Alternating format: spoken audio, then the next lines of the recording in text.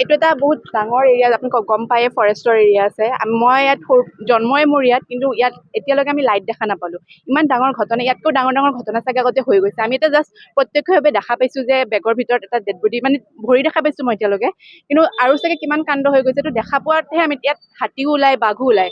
বাঘে যদি dead body said body আগতেও খায়ো থৈ গৈছে আমি গম নাপাওঁ। কিন্তু মানে আমি বিচাৰিছোঁ এটা সুৰক্ষা লাগে আমাক, কাৰণ ডাঙৰ এটা এৰিয়া আছে, ইমান ডাঙৰ ফৰেষ্ট এটা আছে, কেমেৰা লাগে প্লাছ লাইট লাগে।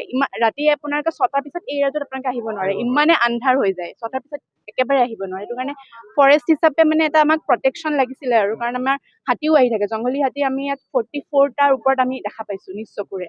তো সেইটো হিচাপত মানে এটা লাগিছে, আৰু ইমান ডাঙৰ এটা ঘটনা হৈ গৈছে, মানে চাব লাগে, চৰকাৰেও চাব লাগে। কোনেও গমেই নাপালে। আমি মানে যেতিয়া ভিৰ হৈছে তেতিয়াহে গম পাইছোঁ যে কিবা এটা পেলাই থৈ গৈছে। যদি ধৰক আজি কেমেৰা থাকিলে হয়, বন্দী হলে হয়, হয় বন্দী হ'ল হয়, কোন আহিছে কি অহা নাই, বা তেওঁলোকেও কৰিব সাহস নাপালে হয় যে এইটো এটা মানে এৰিয়া আছে য'ত কেমেৰা লাগি আছে বা ৰাতিও লাইট চাইট থাকে, তেওঁলোকৰ চাগে ভয় খালে হয় কৰিবলৈ। কিন্তু আপোনালোকে 6টা বজাৰ পিছত আহক, সকলো মানে কুকৰ্ম ইয়াত কৰিব পাৰে, মানে এনেকুৱা এটা এৰিয়া হৈ গৈছে।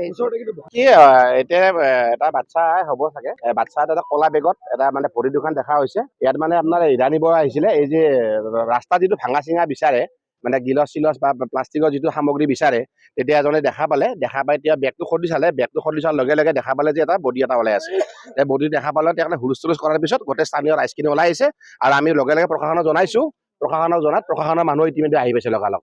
এইটো বশিষ্ঠৰ ওচৰতে একেবাৰে ইণ্ডিয়া নগৰ বিধি অফিচৰ ফ্ৰণ্টত বুলি ক'ব পাৰে। এইটো গতিকে সন্মুখত একদম মানে ফৰেষ্ট ডিপাৰ্টমেণ্টৰ ফ্ৰণ্টে আছে বস্তু। এইটো কলা বেগ, তলি টাইপ আছে, তলি টাইপ বেগ। এইটো বেগটো বেছি ডাঙৰ নহয়, বেছি বহুত ডাঙৰ বেগো নহয়, তলি টাইপৰ বেগটো। এইটো সন্দেহ আছে 10-12 বছৰীয়া হয়তো বাচ্চা এটা হ'ব পাৰে। কথাটো মানে তলিৰ ভিতৰত কাৰোবাক মাৰি ভিতৰত সোমাই কাটিও পেলাই থৈ যাব পাৰে। হয়।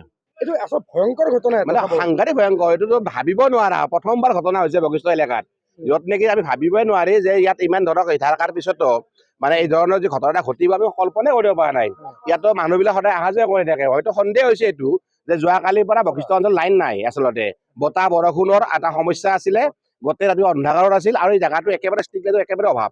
এই ৰাস্তাটো দেখিব যে বশিষ্ঠ মন্দিৰৰ মানে দলংখনৰ পৰা একেবাৰে ইণ্ডিয়ালৈকে মানে একদম ভৈৰালৈকে গেম্ভীৰলৈকে লাইটৰ ব্যৱস্থাটো নাই।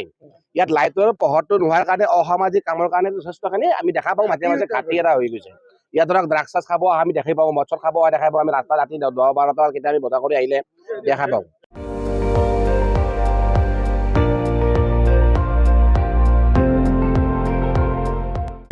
আপুনি চাই আছে ND24, সৰ্বশ্ৰেষ্ঠ নহয় সৰ্বোত্তমৰ দৌৰ।